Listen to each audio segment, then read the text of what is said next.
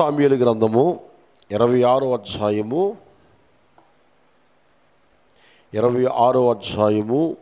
23వ వచనము. బైబిల్ ఉన్న వారందరూ కూడా తీసుకోండి. యెహోవా ఈ దినము నిన్ను నాకు అప్పగించినను, నేను యెహోవా చేత అభిషేకముందినవన్నీ చంపనొలక పోయినందున ఆయన నా నీతిని నా విశ్వాసమును చూచి నాకు ప్రతిఫలము దయచేయును. దేవునికి స్తోత్రం. ఇక్కడ చక్కటి మాట మన జ్ఞాపకం వస్తుంది. ప్రభువు జ్ఞాపకం చేస్తున్నాడు. ఆయన మన నీతిని మన విశ్వాసమును చూసి మనకేమిస్తాడంట? ప్రతిఫలం ఇస్తాడు. ఎప్పుడు ప్రతిఫలం ఇస్తాడు? ఎలా ప్రతిఫలం ఇస్తాడు అని మనం ఆలోచన చేస్తే పిల్లరా, ఏమిటి, సౌలు దావీదుని చంపాలని విశ్వసూపుతూ ఉన్నాడు. సొంత అల్లుడు కాబోయే రాజు, ఏమండి, ఆ పేరు ప్రతిష్టలందున దావీదు, ఏమండి, ఉన్నతమైన కృపను పొందుకున్న దావీదు, అలాంటి దావీదు దేవుడు ఏర్పాటు చేసుకున్న భక్తుడిని సౌలు చంపాలని విశ్వసూపుతో చూసినప్పుడు, ఏమండి, ఆయా స్థలాల్లో వెతుకుతున్నాడు. ఎవరిని వెతుకుతున్నాడు? దావీదుని చంపాలని.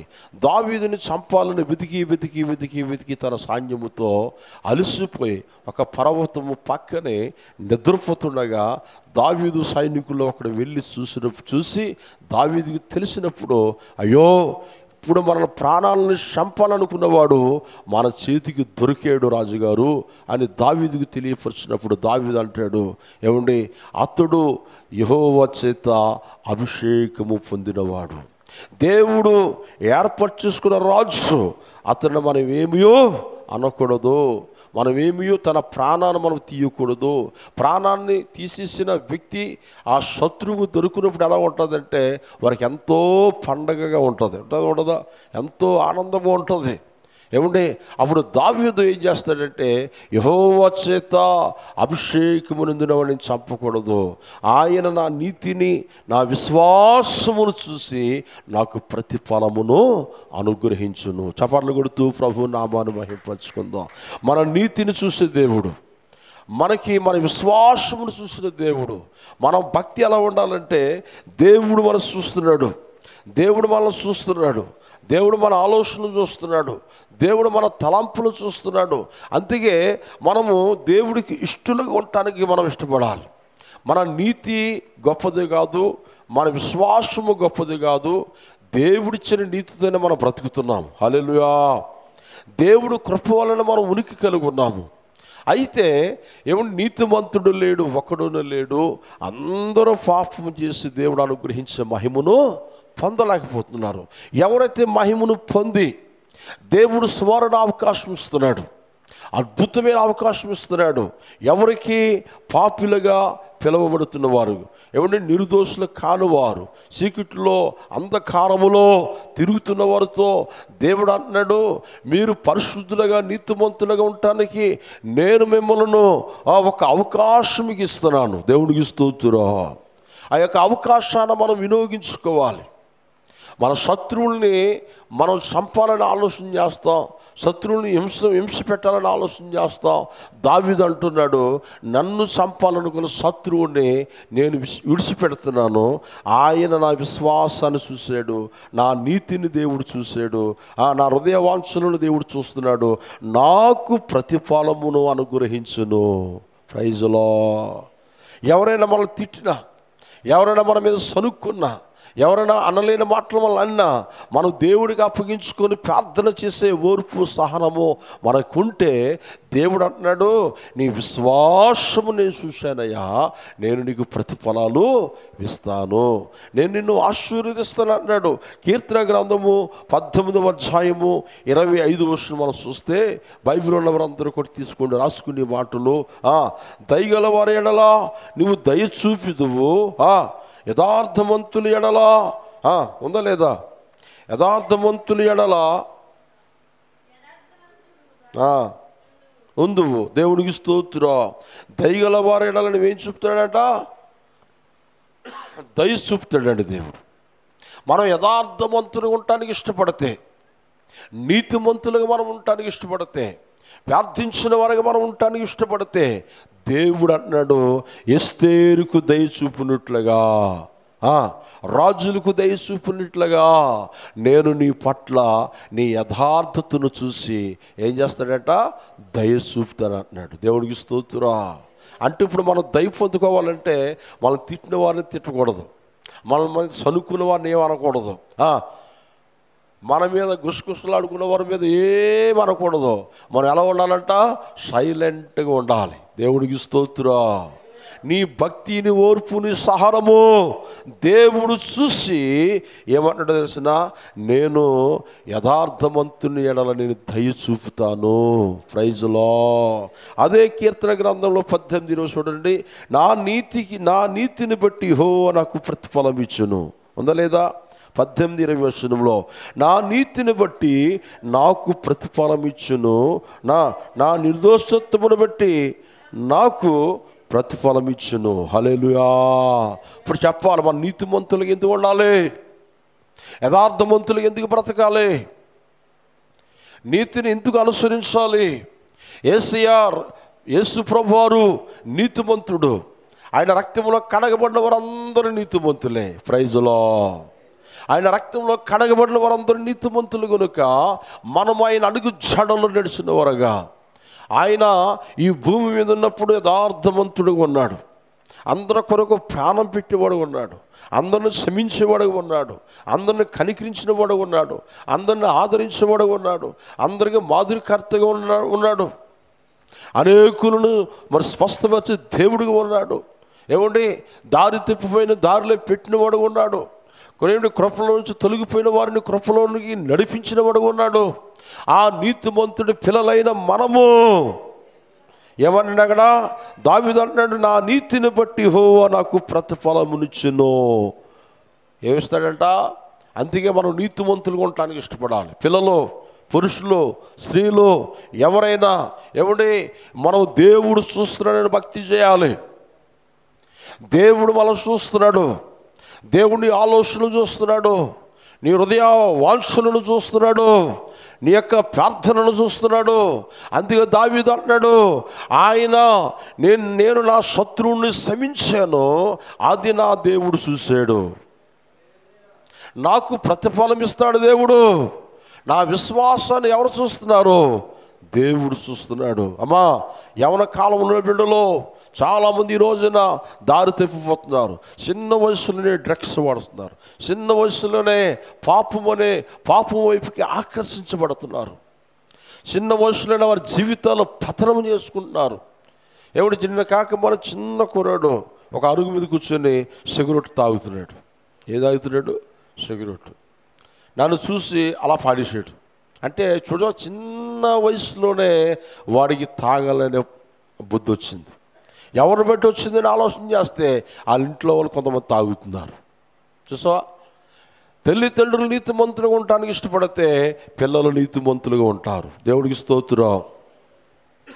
ఒకవేళ తల్లిదండ్రులు దారి తప్పిపోతే, తల్లిదండ్రులు పిల్లలు ఎదురుకుండా పాపములు ములుగు తేలితే, ఏమంటే బూతు మాట్లాడితే, దుర్భాషలు మాట్లాడితే పిల్లల వారు నేర్చుకుంటారు. ఒకవేళ పిల్లలు ఎదురుకుండా మంచి పాటలు, మంచి ప్రార్థన, యథార్థమైన భక్తి, యథార్థమైన జీవితము, న్యాయ పద్ధతిలో తల్లిదండ్రులు ఎప్పుడైతే నడుచుకుంటారో పిల్లలకు కూడా తల్లిదండ్రుల బుద్ధులు వస్తాయి. Praise Lord. అందుకే దావీదు అంటున్నాడు, ఇక్కడ దావీదు చక్కగా మాట్లాడుతున్నాడు, నా నీతిని చూస్తున్నాడు దేవుడు. అంతేగానండి, దావీదు నీతి, దావీదు యొక్క పరిశుద్ధత, దావీదు యొక్క భక్తి దేవుడు అంగీకరించాడు కనుక గొర్రెల దొడ్డులోంచి బయటికి తీసుకొచ్చి రాజుగా అభిషేకము చేశాడు. దావీదు అంటాడు, ప్రభా, ఇంతగా నువ్వు నన్ను హెచ్చించడానికి నేను ఎంతటి వాడినయ్యా, నేను ఏ పాటు వాడినయ్యా. దావీదు జీవితంలో ఆ దేవుడు హెచ్చించిన కొలది, దేవుడు ఆశీర్వదించిన కొలది దావీదు తగ్గించుకుంటూ భక్తి చేశాడు. ఏం చేశాడమ్మా? చెప్పాలి. తగ్గించుకుంటూ. ఏమండి, దేవుడు ఒక 100 మెట్లు ఎక్కిస్తే ఆయన 200 మెట్లు దిగిపోయేవాడు. తగ్గింపు. ప్రభు అన్నాడు కదా, నా ప్రార్థన మందిరములో నా ఎదుట ఎవరైతే తగ్గించుకొని భక్తి చేస్తారో, తగ్గించుకొని యథార్థంగా ఉంటారో, తగ్గించుకొని నీతిమంతులుగా ఉంటారో వారిని నేను హెచ్చిస్తాను. చప్పట్లు కొడుతూ ప్రభు నామాన్ని మహిమపరచుకుందాం. నేను వారిని ఆశీర్వదిస్తాను. దేవుడు ఆశీర్వదిస్తే ఎవరైనా ఆపగలరా? చెప్పాలి, ఎవరు కూడా ఆపలేరు. ఎవడు దేవుడు శపిస్తే ఆ వ్యక్తిని ఎవరైనా స్థిరపరచగలరా? ఎవరు స్థిరపరచలేరు. అందుకే దేవుడు మనల్ని చూస్తున్నాడు. అందుకే బైబిల్ అదే అధ్యాయంలో అంటుంది మాట చూడండి, అదే అధ్యాయములు ఏమంటాడు చూడండి, కీర్తన 18:27లో శ్రమపడే వారిని నువ్వు రక్షించుదువు. శ్రమపడే వారిని అంటే దేవుడు రక్షిస్తాడంట. అంటే ఏ శ్రమ? ప్రార్థనలో నువ్వు శ్రమ పడాలి, సువార్తలో శ్రమ పొందాలి. హల్లెలూయా. భక్తి చేసినప్పుడు కొన్ని శ్రమలు వస్తాయి, ఆ శ్రమల్లో నువ్వు యథార్థంగా ఉండాలి. హల్లెలూయా. అర్థమవుతున్నాయి మాటలో. శ్రమ నొందిన వారిని దేవుడు ఏమన్నాడు? రక్షిస్తానన్నాడు, వారిని కాపాడుతానన్నాడు, వారిని బలపరుస్తానన్నాడు, వారిని ఆశీర్వదిస్తానన్నాడు. కొంతమంది శ్రమలు వచ్చినప్పుడు నోట్లోంచి ఏమొస్తాయి? అనాలోచన వచ్చేస్తాయి, మాటలు వచ్చేస్తాయి. సనుగుడు వచ్చేస్తుంది. దేవుడు ఏ మేలు చేశాడు? దేవుడు నాకు ఏ మేలు చేశాడు? అందరికీ మేలు చేస్తున్నాడు కానీ నాకు ఏ మేలు చేయలేదు. నీ శ్రమల్లో నీ భక్తిని కాపాడుకోవాలి. దేవుడికి స్తోత్రం. నీ శ్రమల్లో యథార్థతను నువ్వు కాపాడుకోవాలి. శ్రమ వచ్చినప్పుడు దేవుడిని విడిచిపెట్టకూడదు. శ్రమ వచ్చినప్పుడు నీ నీతిని విడిచిపెట్టకూడదు. కొంతమంది శ్రమల్లో దేవుడిని విడిచిపెట్టేసిన వారు ఉన్నారు, దేవుడికి దూరం అయిపోయిన వారు ఉన్నారు, ప్రార్థన మానేసిన వారు ఉన్నారు, మందిరానికి మానేసిన వారు ఉన్నారు. కానీ దావీదైతే ఎన్నో శ్రమలు వచ్చాయి. అమ్మా వింటారా? జాగ్రత్తగా వినాలి. ఎన్నో బాధలు వచ్చాయి, ఎన్నో ఒడిదుడుకులు వచ్చాయి, ఎన్నో కలవరములు వచ్చాయి, ప్రాణం పోయే ఆపదలు వచ్చాయి. ఆయనను ప్రభువుకి ప్రార్థించుట మానలేదు, ప్రభువుని ఆరాధించుట మానలేదండి. అందుకే అంటాడు, శ్రమ నొందిన వాడిని నేను రక్షించుదును. ఆ కింద మాట చదవండిరా, గర్విష్ఠులను నేను అణిసివేస్తాను. ఏం చేస్తాడంట? అణిసివేస్తాడంట. ఎవరండి? గర్విష్ఠులు. గర్వం. ఆస్తిని చూసి గర్వం, అందాన్ని చూసి గర్వం. వారు బలాన్ని చూసి గర్విస్తారు. నువ్వు దేనిని బట్టి నువ్వు అతిశయించాలో తెలిసినా, నీ కొరకు ప్రాణం పెట్టిన నీతిమంతుడైన యేసు ప్రభుని బట్టి మనం అతిశయించాలి. యేసు ప్రభు నీ కొరకు ప్రాణం పెట్టాడు, నువ్వు పరిశుద్ధపరచబడ్డావు. నువ్వు ఈ రోజున సజీవుడు ఉన్నావంటే నీ బలము నీ శక్తి కాదు, ఆయన కృప, ఆయన దయ, ఆయన కనికరము. అందుకే దావీదు అంటున్నాడు, నేను శ్రమల్లో యథార్థంగా ఉన్నాను, బాధల్లో యథార్థంగా ఉన్నాను. నా శత్రువు నన్ను చంపాలనుకున్న శత్రువు నా చేతికి దొరికితే నేను చంపకంట విడిచిపెట్టాను. నా నీతిని దేవుడు చూస్తున్నాడు, నా విశ్వాసతను దేవుడు చూస్తున్నాడు. అందుకే అంటున్నాడు, మీ పరలోకపు తండ్రికి మీరు కుమారులే కుమార్తెలే ఉండాలంటే మిమ్మల్ని కొట్టిన వారిని, మిమ్మల్ని హింసించిన వారిని వారి కొరకు ఏం చేయమన్నాడు ప్రభు? ప్రార్థన చేయమన్నాడు. అన్నాడా లేదమ్మా? ప్రార్థన చేయమన్నాడు. 5:41 ఉంటాయి మత్తయి సువార్త. మనల్ని హింసించే వారి కొరకు మనం ప్రార్థన చేస్తే వారు సాగు కోరకూడదు, వారు మంచితనాన్ని కోరాలి, వారి యొక్క ప్రాణరక్షణ మనం కోరాలి, ఆత్మరక్షణ మనం కోరుకోవాలి. ఎప్పుడైతే మన శత్రువు పట్ల మనం క్షేమమును కోరుతామో మన విశ్వాసమును దేవుడు చూస్తున్నాడు, మన భక్తిని దేవుడు చూస్తున్నాడు. బైబిల్ గ్రంథంలో మన శత్రువులకి ఎలాగ బుద్ధి చెప్పాలో దేవుడికి తెలుసు. కానీ అప్పగించుట మీ పని, పగ తీర్చుకునుట నా పని అన్నాడు. ఆ పని మనం ముట్టుకోకూడదు. దేవుడికి స్తోత్రం. కొంతమందిని మనం ఎంత ప్రేమించినా, ఎంత జాలి చూపినా, ఎంత కనికరించినా వారు మన మీద బురద జల్లుతూనే ఉంటారంటారు. ఆ బ్యాచి మన ప్రేమ వారికి ఎలా కనబడుతుంది? సులకనగా కనబడుతుంది. అయినను పర్వాలేదు, నీ విశ్వాసమును దేవుడు చూస్తున్నాడు, నీ భక్తిని దేవుడు చూస్తున్నాడు. కొన్నిసార్లు మనల్ని ఎవరైనా తిట్టినా ఏమండి అవి మనకి వినబడినట్లే వెళ్ళిపోవాలంట. అమ్మా ఎలా వెళ్ళిపోవాలి? మనకి వినబడినట్లే వెళ్ళిపోవాలి. అవి ఎవరికి వినబడతాయి? దేవుడికి వినబడతాయి. ఒకవేళ మనకి వినబడినట్లుగా మనం లివర్స్ అవుతే దేవుడు సైలెంట్ అయిపోతాడు. అమ్మా అర్థమవుతాయి మాటలో. మీ భర్తలైనా, మీ భార్యలైనా, మీ పిల్లలైనా, ఎవరైనా ఏమండి వారు మీకు విరోధంగా మాట్లాడినప్పుడు దేవుడు చూసుకుంటాడు. చపర్లు కొడుతూ ప్రభు నామాను మహింపరుచుకుందాం. మోషే మీద మిరియాము చూడండి, చాలా జాగ్రత్తగా వినాలి ఈ మాటలు.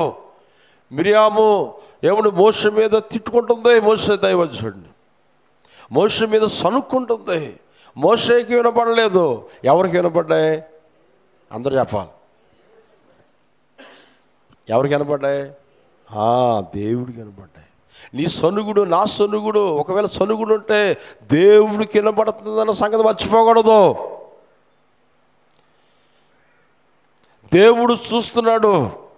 మన కోసం, మన క్షేమమును కోరి ప్రార్థన చేసిన శ్వాసుల జోలికి కానీ, మన క్షేమము కోరి ప్రార్థన చేసిన స్వార్థకుల జోలికి కానీ, మన క్షేమము కోరి మన కుటుంబం, మన బిడ్డలు ఆశీర్వాదం కోరి ప్రార్థన చేసిన దైవజనుల జోలికి కానీ మనము వెళ్ళకూడదు.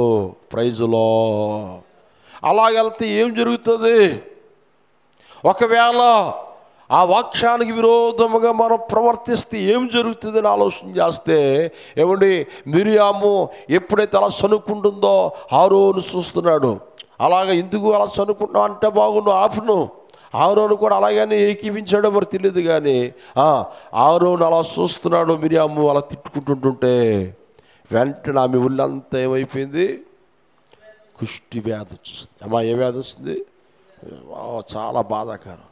ఆరోను పరుగు పరుగున మోషే దైవజనుడు అయ్యా దైవజనుడా నీ మీద ఈ విధముగా చనుక్కుంటుండగా, నీ మీద నీకు విరోధంగా మాట్లాడుతుండగా ఆమె శరీరం అంతా కూడా ఎమ్మమోలే కుష్టి వ్యాధిగా మారిపోయిందయ్యా. అప్పుడు మోషే బాగానే జరిగిందిలే అన్నాడా? అలాగే జరగాలి, నా శత్రువులకి నన్ను తిట్టుకుంటుందా లేకపోతే అన్నాడా? దైవజనుడు హృదయం అంత మంచి హృదయమో చెప్పండి కొట్టండి ఒకసారి. మోసే దైవజనుడు పెట్టి మోసే దైవజనుడు వెంటనే చేతులు పైకెత్తి ప్రభా క్షమించు ప్రభా నేను ఆమె పక్షాన మరలా క్షేమము కోరుతున్నాడు. అమ్మా మరలా క్షేమము కోరుతున్నాడు, మరలా స్వస్థతను కోరుకుంటున్నాడు. సంఘము, విశ్వాసులు, దైవజనుడు నీ కొరకు క్షేమమును కోరుకునేవారు, నీ కొరకు, నీ ఆశీర్వాదాల కొరకు క్షేమమును కోరుకున్నవారు. ఎప్పుడైతే మోషే దైవజనుడు ప్రార్థన చేశాడో ఆ ప్రార్థన దేవుడు విని దేవుడు మురిసిపోయాడట, ఆనందించాడట. దేవుడు అన్నాడు, మోసే నా ఇల్లంతటిలో చెప్పాలి నమ్మకస్తుడు. ప్రైజులో చూసావా శత్రువులు ఎలాంటి ప్రేమ కలిగి ఉన్నాడో. శత్రువులు తిట్టినప్పటికీ క్షేమమును కోరుకోవాలి మనం. దేవుడికి స్తోత్రం. వరదమా మారదా చెప్పాలి. ఎవరు మాట్లాడట్లేదు. పాస్టర్ గారు మీ ప్రసంగాలు అలా ఉంటాయి, మమ్మల్ని తిట్టినవారు మేము ఊరుకుంటావా అన్నిట్లో చూస్తున్నారు వాళ్ళు.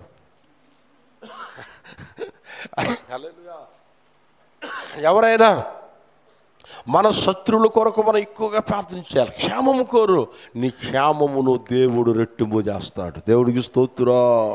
హల్లెలూయా. దేవుడు నీ హృదయాన్ని చూసి ప్రతిఫలం ఇస్తాడంట. చూడండి ఎక్కడుందన్నమాట, చూడండి ఎక్కడుందన్నమాట. ఇర్మియా గ్రంథము 17వ అధ్యాయము 10వ వచనం చదివి వినిపించాలి. త్వర ఇర్మియా గ్రంథము 17వ అధ్యాయము 10వ వచనము. ఒకరిని ప్రవర్తనను బట్టి దాని క్రియల ఫలము చొప్పున ప్రతికారము చేయుటకు యెహోవాను నేను హృదయములను పరిశోధించేవాడును, అంతరంగములను పరీక్షించేవాడును. దేవుడికి స్తోత్రం. నీ హృదయాన్ని పరీక్షించి దేవుడికి ఏమిస్తాడట? అమ్మా ఏమిస్తాడు? ప్రతిఫలం ఇస్తాడంట. ప్రైజులో ఏమిస్తాడమ్మా? ప్రతిఫలం. అంటే ఇప్పుడు మనకు ప్రతిఫలాలు కావాలంటే మన హృదయము దేవుని పట్ల ఎలా ఉండాలి? ఎలా ఉండాలి? యథార్థముగా ఉండాలి. యథార్థముగా ఉండాలి. యథార్థవంతులను దేవుడు చూడక మానడు. దేవుడికి స్తోత్రం. యథార్థవంతుల పట్ల ఆయన ప్రతి కార్యము చేస్తానంటున్నాడు. యథార్థవంతుల కొరకు ఆయన దాచి ఉంచిన మేలు ఎంతో గొప్పది అంటున్నాడు. ప్రైజ్లో ఏమండి, మోషే దైవజనుడు మంచి హృదయంతో మంచి ఆలోచనలతో ఎప్పుడైతే మరలా అలా ప్రార్థన చేసాడో మిరియాముకి ఏమొచ్చేసింది? మరలా చెప్పాలి, మరలా ఏమొచ్చింది? స్వస్థత వచ్చింది. ప్రైజ్లో స్వస్థత వచ్చింది. దైవజనుడి ప్రార్థన మనకు కావాలి. సంఘము ప్రార్థన మనకు కావాలి. విశ్వాసులు ఒకరి నిమిత్తం ఒకరు ప్రార్థన చేసుకోవాలి. చూడండి, బైబిల్ గ్రంథంలో ఏమండి చాలా జాగ్రత్తగా వినాలి. ఇశ్రాయేలు ప్రజలందరూ మోషే మీద చనుక్కుంటే ఆ ప్రజల మీద ఏం పంపించాడు దేవుడు? అగ్ని జ్వాల పంపించాడు. ఏం పంపించాడమ్మా? సంఖ్యాకాండం 19 ఇంటికి వెళ్ళి చదువుకోండి. ఏం పంపించాడట? అగ్ని జ్వాలలు పంపించాడు. వారి మీదకి పావులు పంపించాడు. అరణ్యంలో చాలామంది నలిగిపోయారు. చూడండి, తన భక్తులని మేలు కోరిన వారిని, చాలా జాగ్రత్తగా వినాలి, మేలు కోరిన వారిని సొంత బంధువులు, సొంత అక్క మిరియాం అంటే దేవుడు ఊరుకోలేదు. ఎవరు ఊరుకోలేదు? దేవుడు ఊరుకోలేదు. ప్రజలు నీతిమంతుడిని మోషే మీద చనుక్కుంటే దేవుడు ఊరుకోలేదు. ప్రైజ్లో చాలా జాగ్రత్తగా వినాలి ఈ మాటలు. అంటే నీతిమంతుల పక్షమున దేవుడు ఉంటాడు, విశ్వాసుల పక్షమున దేవుడు ఉంటాడు. ప్రజలు నీతిమంతుల మీద తిరగబడితే దేవుడు ఊరుకోలేదు. సొంత అక్క దైవజనుడు తిరగబడితే దేవుడు ఊరుకోలేదు. ప్రైజ్లో మూడో మాట ఏంటి తెలిసిన? మూడో మాట, రాజులు ఎవరంట? రాజులు నీతిమంతులు జోలికి రాజులు దేవుడు తోలు తీసేసాడు. ప్రైజ్లో దేవుడు కోపగించాడు వారి మీద. నేను రాజును కదా, నాకు అధికారం ఉంది కదా అని సంఘాల జోలికి వస్తే, సేవకుల జోలికి వస్తే, విశ్వాసుల జోలికి వెళ్ళి వారి మీద నిందలు మోపితే కానీ మనం ఊరుకున్నా, సంఘం ఊరుకున్నా, విశ్వాసులు ఊరుకున్నా ఎవరు ఊరుకోరట? అందరు చెప్పాలి గట్టిగా. ఎవరు ఊరుకోరు? దేవుడు ఊరుకోడు. ఎక్కడుందన్నమాట? చూడండి, చూద్దాం. ఉజ్జియా కాలములో 2వ దినవృత్తాంత గ్రంథములో 26వ అధ్యాయము 5వ వచనము, దేవుని ప్రత్యక్షత విషయమందు తెలివి కలిగిన జకరియా దినములలో అతడు దేవుణ్ణి ఆశ్రయించెను. అతడు యెహోవాను ఆశ్రయించినంత కాలము దేవుడు అతన్ని వరిదిల్ల చేసెను. ప్రైజ్లో ఈ రాజుని దేవుడు బహుగా ఆశీర్వదించాడు.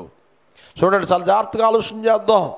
దేవుణ్ణి ఆశ్రయించినంత కాలము, నీతిమంతుడిగా ఉన్నంత కాలము, భక్తి చేసినంత కాలము, ప్రార్థన చేసినంత కాలము, దేవుడు యందు భయభక్తులు కలిగి ఉన్నంత కాలము ఆ రాజును దేవుడు ఏం చేశాడంట? బహుగా వరిదల్ల చేశాడు. చప్పట్లు కొడుతూ ప్రభు నామాన్ని మహిమపరుచుకుంటాం. బహుగా వరిదల్ల చేశాడు. నువ్వు నిజంగా యథార్థవంతుడిగా ఉండి దేవుణ్ణి ఆశ్రయిస్తే ఆన్లైన్ ప్రేయర్లో, ఆదివారం నాడు ప్రార్థనలో, శుక్రవారం నాడు ప్రార్థనలో, గృహ కుడుగుల్లో, నీ వ్యక్తిగత ప్రార్థనలో ప్రతిరోజు దావీదు భక్తుల వలె, యేసు ప్రభు వలె ప్రార్థన చేసిన వరకు మనం ఉంటే, ప్రార్థన స్థలములో మనం ఉంటే, మన యథార్థతగా మనము జీవిస్తే, పరిశుద్ధంగా జీవించే తీర్మానం చేసుకొని ఆ పరిశుద్ధమైన జీవితం ఆయన కృపలో ముందు కొనసాగిస్తే దేవుడు అంటున్నాడు, నిన్ను బహుగా వరిదిల్ల చేస్తాను. ఏం చేస్తాడంటమ్మా? అందరూ చెప్పాలి. వరిదిల్ల చేస్తాడంట. ఈ రాజుని, ఉజ్జియా అనే రాజు దేవుడి చేత ఆశీర్వదించబడ్డాడు, పేరు ప్రతిష్టలు పొందుకున్నాడు, సిరి సంపదలతో నింపబడ్డాడు. ఏమండి, లక్షలాది సైనికులు ఆయన కింద ఉన్నారు. ఈ యెరూషలేములో రాజుగా పరిపాలన చేస్తున్నాడు.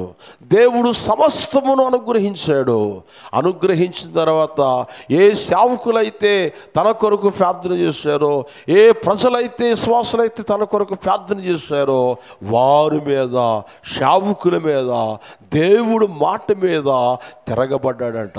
అమ్మా ఏం చేశాడంట చెప్పాలందరూ కూడా? తిరగబడ్డాడు. 85 మంది సేవకులు యెరూషలేములో జనసమూహముతో ప్రభుని ఆరాధిస్తుంటుంటే ధూపం వేయవలసిన పని ఎవరిది? ప్రభు ఒక్కొక్కరుగా ఒక్కొక్క తలాంతులు ఇస్తాడు. ఆ తలాంతుల ప్రకారంగా మనం నడుచుకోవాలి. ప్రైజులో కొంతమంది సేవకులుగా, కొంతమంది స్వార్థకులుగా, కొంతమంది విశ్వాసులుగా వారి వ్యాపారాలు వారు చేసుకుంటూ, వారి పని వారు చేసుకుంటూ సువార్త చేయాలి. విశ్వాసంలో నమ్మకంగా ఉండాలి. దైవజనుడు చేసినప్పుడు దైవజనుడు చేయాలి కదా. ఎవరు చేసే పని వారు చేస్తే, దేవుడు వాక్యానుసారంగా ఉండటానికి ఇష్టపడితే అట్టు జనంగాని, అట్టు రీతి ఉన్న బిడ్డలను ప్రభువు అన్నాడు, నేను వర్ధిల్ల చేస్తాను, నేను వారిని ఆశీర్వదిస్తాను, వారి సంతతిని, వారి భూఫలాలు, గర్భఫలాలు, వారి చేతి పనిని దీవించేస్తాను అన్నాడు. అలాగే దీవించాడు దేవుడు. ఈ ఉజ్జయరాజును నమ్మకంగా ఉన్నంత కాలము, యథార్థంగా బ్రతికినంత కాలము దేవుడు కృపను పొందుకున్నాడు.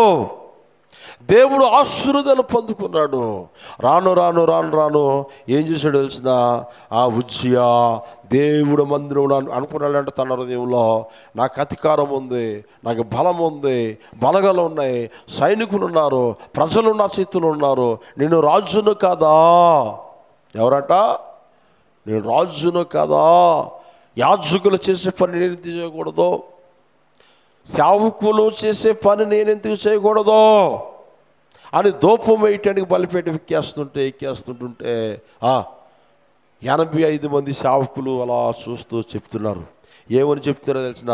రాజా, ఈ పని నీది కదయ్యా, నువ్వు రావద్దు, నువ్వు ధూపం వేయొద్దు, నీ స్థానం వేరు, యాజకుల స్థానం వేరు, స్వార్థకుల స్థానం వేరు, ఎవరి పనులు వారే చేయాలి అని చెప్తే, మీరెవర్రా నాకు చెప్పేది ఏంటంట?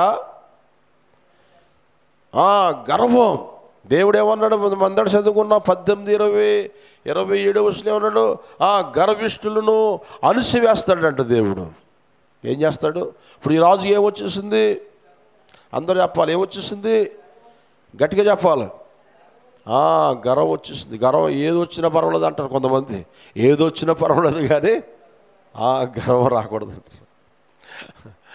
గర్వం నాశనానికి ముందు గర్వం వచ్చేద్దాం. అది వచ్చేస్తుంది అనుకో, నీకు ఒకటి అర్థం అవ్వాలి. అమ్మో దేవునికి స్తోత్రం. చూడండి, యాజకుల మీద కోపం చూపుని యెహోవా మందిరములో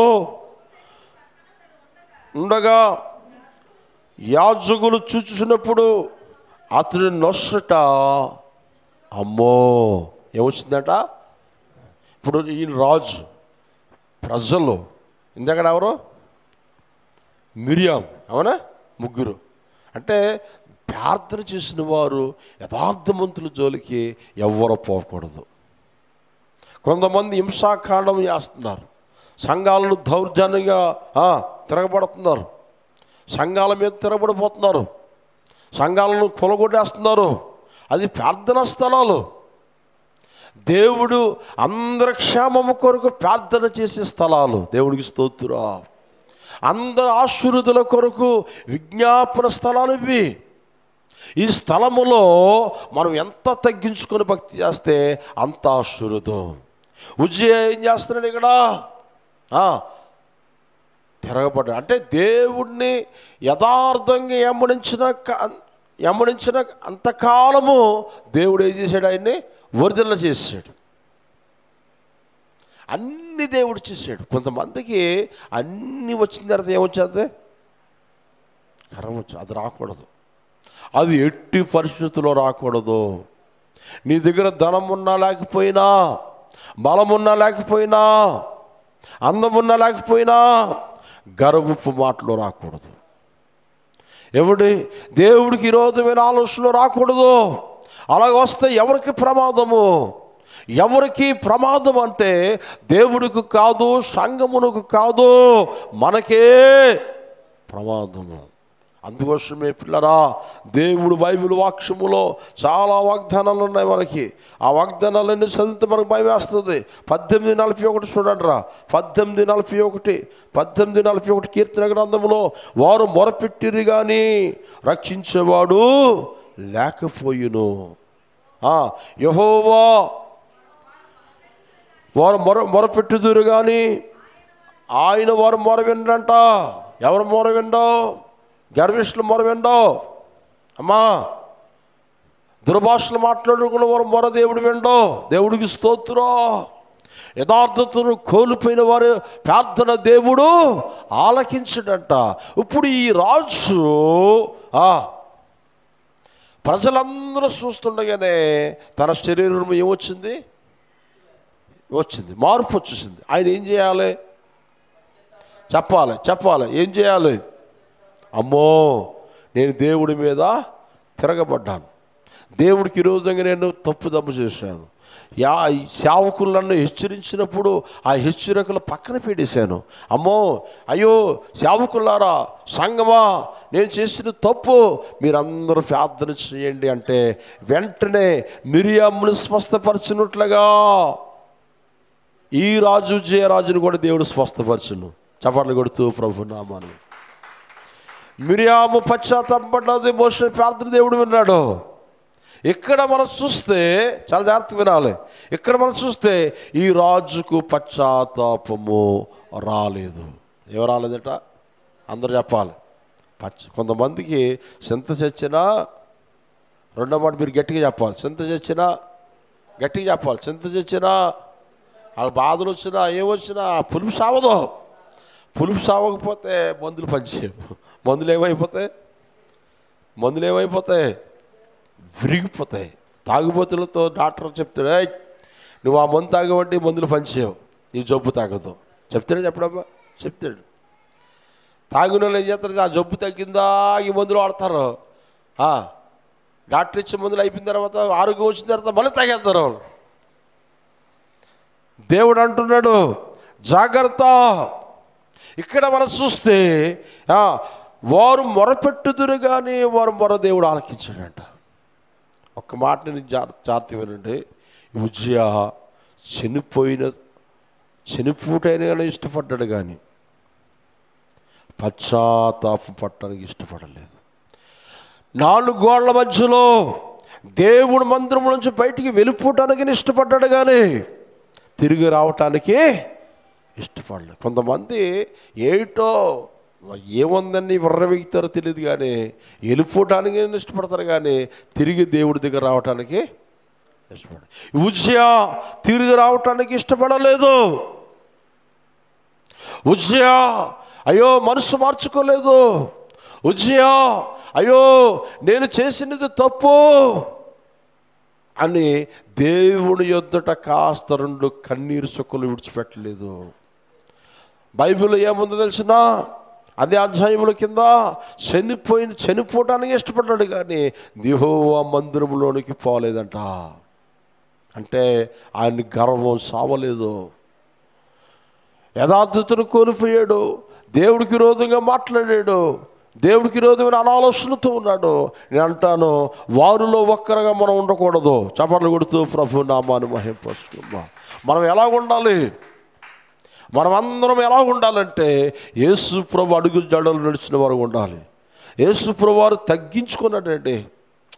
యేసు ప్రభు తగ్గించుకుని శిశువులు పాదాలు కడిగాడు. ఏం కడిగాడు? పేతురు అల్లిపోతాడు, బాబో ప్రభా సృష్టికర్తమైన దేవుడా, నీవు నా పాదాలు కడుగుట నాకు వద్దు ప్రభా అంటాడు. చూసా, అంటే సృష్టికర్త అయిన దేవుడు భూమి మీద అందరూ పాపాలను తీసివేయడానికి వచ్చిన దేవుడు, నశించిన దాన్ని వెతికి రక్షించడానికి వచ్చిన యేసు ప్రభు వారు ఆయన మాధురి చూపించాడు. ఏం చూపించాడు? మాధురి. అలాంటి దేవుడికి లేని గర్వము, దేవుడికి లేని హెచ్చింపు మనకెందుకంటావు? మా అర్థమవుతాడు ఆ మాటలు. దేవుడికే లేదు, దేవుడే తగ్గించుకున్నాడు. అంతే అపొస్తలుడు పౌలు అంటాడు, నేను క్రీస్తును పోలి నడుచుకుంటున్నాను, మీరు నన్ను పోలి నడుచుకోండి. Praise Lord. ఆ సాక్ష్యం ఇచ్చే దమ్ము, ధైర్యము మనలో ఉండునుగాక, మన వాటి రీతిగా ఉండునుగాక. యథార్థవంతులు దేవుడు దీవించునుగాక, మన సంతతిని ఆశీర్వదించునుగాక. కలతలు, కలహాలు, గర్భపు మాటలు లేవు, ఒకవేళ ఉంటే దూరం అవునుగాక. దేవుడికి ఇష్టలుగా మనం అందరం బతుకునుగాక. యథార్థవంతులను చూడక మానడంటే దేవుడు. యోబు గ్రంథంలో అంటాడు, యథార్థవంతులను చూడక మానడం. అంతే. ఇప్పుడు మనం ఎలా ఉండాలి? యథార్థవంతులుగా ఉండటానికి ఇష్టపడాలి. ఇంతవరకు యథార్థవంతులుగా లేవేమో, యథార్థవంతురాలుగా లేవేమో, ఇక మీదటైనా దేవుడిచ్చిన అవకాశాన్ని మనం వినియోగించుకోవాలి. ప్రభా, ఇక్కడిచ్చిన నీతిమంతురాలుగా ఉంటాను, నీతిమంతురాలుగా నేను ఉంటాను, నీతిమంతుడిగా నేను బ్రతుకుతాను. ఎవరైనా, దైవజనుడైనా, స్వార్థకుడైనా, విశ్వాసైనా, ఎవరైనా తీర్మానం చేసుకోవాలి. అప్పుడు నీ నీతిని దేవుడు చూస్తాడు. కొంతమంది అంటారు, మన నీతి ఏముందలే, మనం ఎలాగపోయినా పర్లేదు అని ఇష్టం వచ్చిన తాగుతారు, తందనాలు ఆడతారు, ఇష్టం వచ్చి తిరుగుతారు. రకరకాలుగా ఆడవాళ్ళండి. నేను మొన్న కారులో వెళ్తున్నాను, నేను లాజరస్ గారు వెళ్తుంటే ఒక లేడీ, ఇద్దరు లేడీస్ బండి మీద వెళ్తున్నారు. ఒక లేడీ వెనక సిగరెట్ కాలుతుంది. నాకు ఒళ్ళు జల్లు మంది ఒకసారి. సో మన దేశం ఏమైపోతుందో. బండి వెనకాల ఒక స్త్రీ బండి నడుపుతుంది, ఒక స్త్రీ కూర్చుంది, సిగరెట్ తాగుతుంది నడు రోడ్డు మీద పబ్లిక్లో. వారిని ఏమంటాం చెప్పాలి? భయం ఉందా? భక్తి ఉందా? భయము భక్తి ఉంటే వారి రీతిగా వారు జీవిస్తారా? అందుకే దేవుడు అంటున్నాడు, నీ హృదయ వాంఛలను నేను చూస్తున్నాను, నీ హృదయము క్రియలను నేను చూసి నీకు నేను ప్రతిఫలం ఇస్తాను. ఏమిస్తాడట? ప్రతిఫలం. అంటే మనకు ప్రతిఫలాలు రావాలంటే మన క్రియలు ఎలా ఉండాలి చెప్పాలి? ఏ పంట ఎత్తితే ఆ పంటే, కొబ్బరి తోట అయితే బొబ్బసుకు కొత్తవా, ఏ పంట వేస్తే ఆ పంట వస్తాం. నీవు మంచి మాటలు, మంచి హృదయము, మంచి ఆలోచనలు, మంచి తలంపులతో దేవుడు నన్ను చూస్తున్నాడు, దేవుడు నా యొక్క నడకను చూస్తున్నాడు, నా యథార్థతను దేవుడు చూస్తున్నాడు.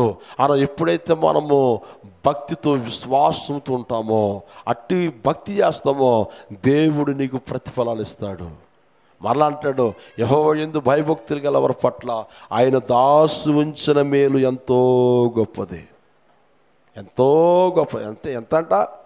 ఇంత కాదు, ఎంతో గొప్పది. Praise Lord. ఆ మేలులన్నీ ఎవరికి చెప్పాలి? మనకే.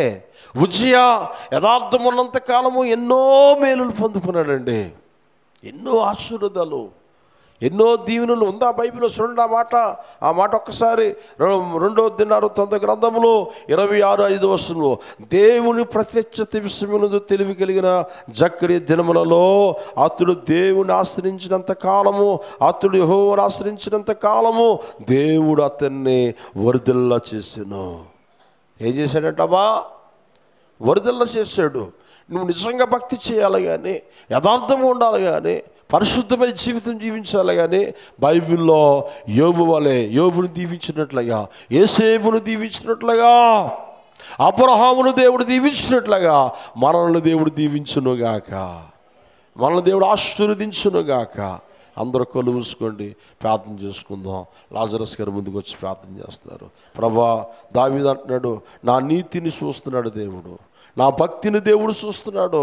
నా శత్రువును నా చేతికి దొరికినప్పుడు నేను చంపకుండా విడిచిపెట్టానే, నా నిర్దోషత్వం, నా యథార్థ హృదయమును దేవుడు చూసి నాకు ప్రతిఫలం ఇస్తాడు. నీ శత్రువుల కొరకు ప్రార్థన చేస్తున్నావా? నీ విరిగి పొరుగు వరకు ప్రార్థన చేసే బిడ్డగా ఉన్నావా? ఎప్పుడైతే మనం అలా ఉంటామో, నీ విశ్వాసం, నీ భక్తిని చూసి దేవుడు నీకు రెట్టింపు ఆశీర్వాదాలు ఇవ్వాలండి, రెట్టింపు దీవెనలు ఇవ్వాలని ప్రభు ఆశపడుతున్నాడు. ప్రతి ఒక్కరూ ప్రార్థన పూర్వకంగా ఉందాం, ప్రార్థనలో ఉందాం అందరూ కూడా. హల్లెలూయా, హల్లెలూయా, హల్లెలూయా. దేవానికి స్తోత్రము స్తోత్రము స్తోత్రము స్తోత్రము స్తోత్రము స్తోత్రము.